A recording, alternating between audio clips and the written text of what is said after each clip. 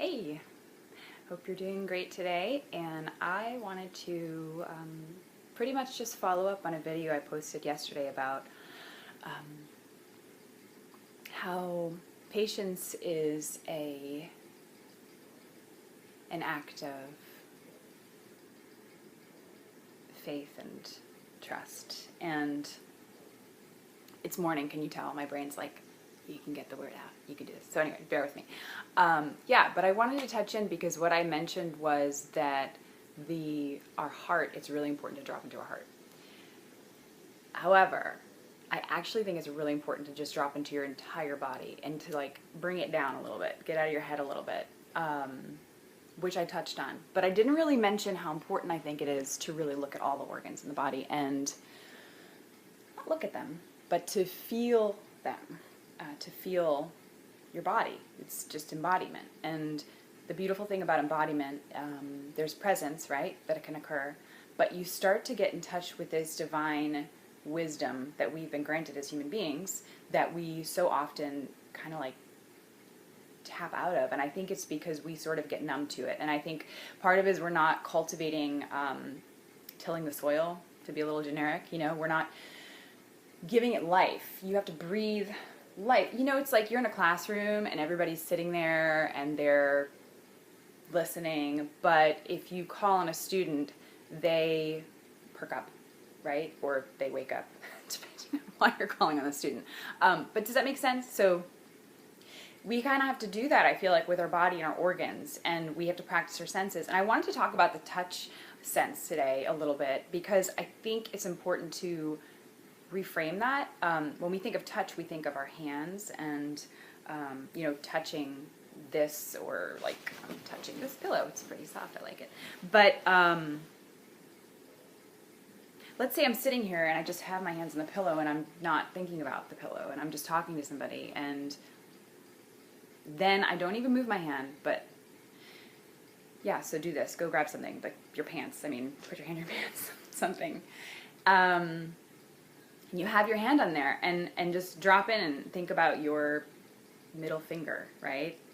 Don't flip me the bird, please.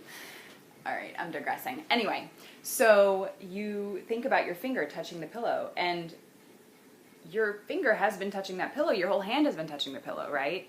But when you tap into what that pillow feels like touching your finger, like the space in between, the space in which the two meet, right?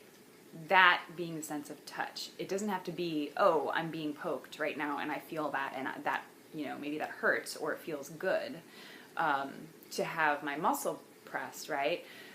My point is I want you to kind of go inside, right, your body, because we are touching our skin and our fascia and our muscles. There's all a sense of touch. That's why pain exists, right? You cut into your flesh and you're gonna fucking feel it, right? So does that mean the sense of touch doesn't exist within your body when you're not cutting it?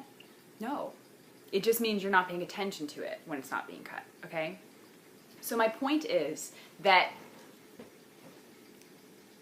when you can cultivate that awareness of your organs, like your heart, your energy field, for that matter, your liver, your thyroid. I feel like we often can actually feel that thyroid sensation, like tightening or not.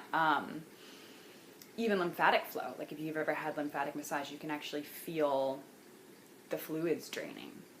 Okay? My point is, getting to that, slowly, wriggling there, as you begin to cultivate and pay attention to that, they speak up. It's like you're calling upon that student in the classroom, right? The student's suddenly paying attention. And they're like, oh, I do have something interesting to say. In fact, this is what it is, okay?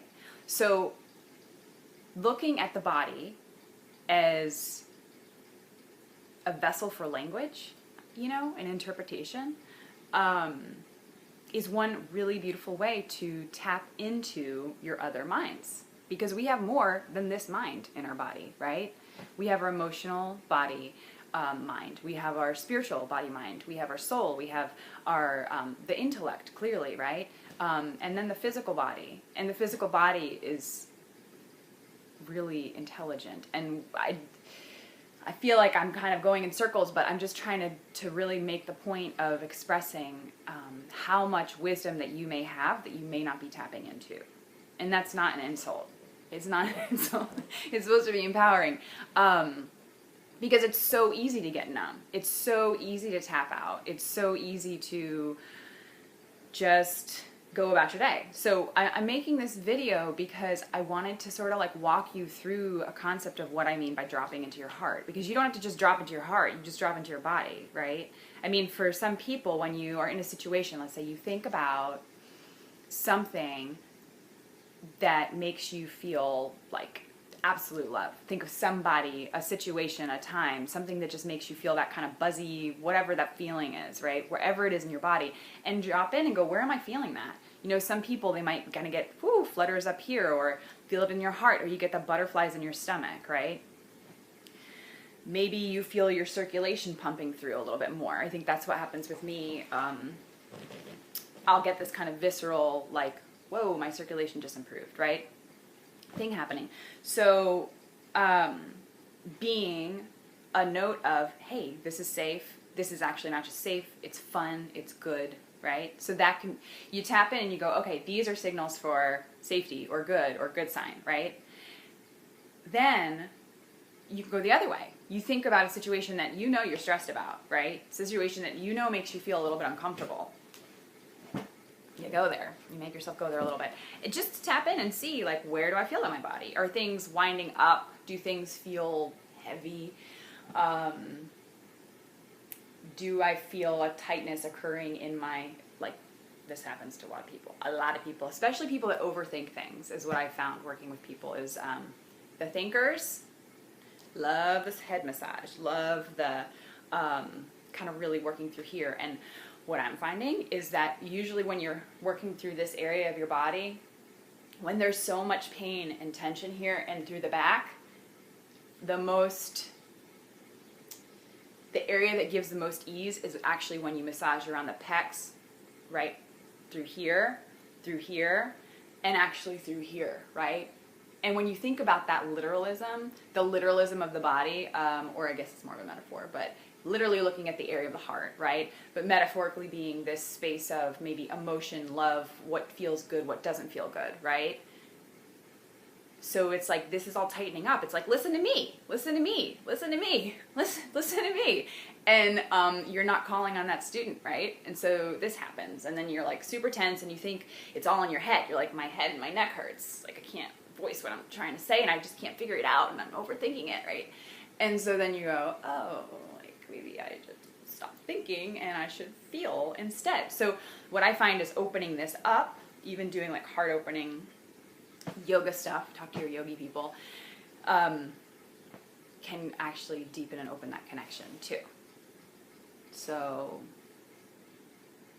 yeah.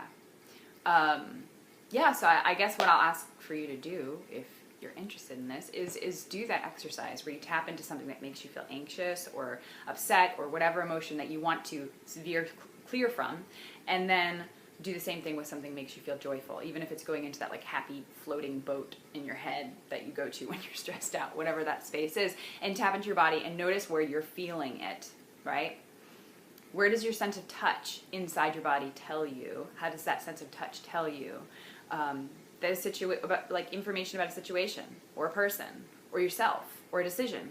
What you want to actually do versus like what you think you should do? Because how many of us overthink, try to judge and kind of be this like person outside of ourselves, inside of ourselves, in our heads. If we feel something and we're like, that's not right, I need to filter that. I actually need to feel this way. And then we act out of that way, right? Of course, it's really important to be a conscious human being, but I'm speaking to you assuming that you're a good, kind person, that you're not doing crazy shit and lashing out weird energy in the world. So if you're a psychopath, please don't take my advice on that. Listen to your conscience.